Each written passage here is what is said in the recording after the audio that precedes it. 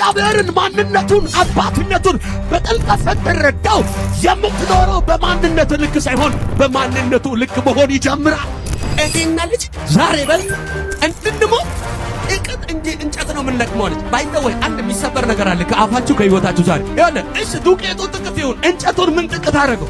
ነገርን ሁሉ ጥቅት አድርጋ እንድትለካ አድርጓል። ያለችበት ሲቹዌሽን ሞት ጋር እንደደረሰች ስላመነች የዱቄቱን ጥቅት ብቻ አይደለም የምታወራው።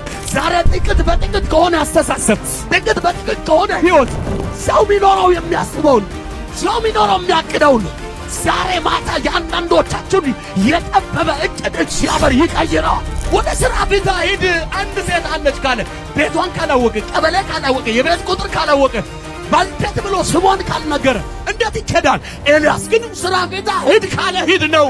አሁን ስማኝ፣ አንደኛው እግዚአብሔርን ማወቅ ነው። ሁለተኛው እግዚአብሔርን ማመን ነው። ሦስተኛው እግዚአብሔርን መታዘዝ። መንፈስ ቅዱስ ከሥላሴ አካል አንዱ ሰማይና ምድር ሲፈጠር ከእግዚአብሔር ጋር የነበረ አልፋ የሆነ ኦሜጋ የሆነ አምላክ የሆነ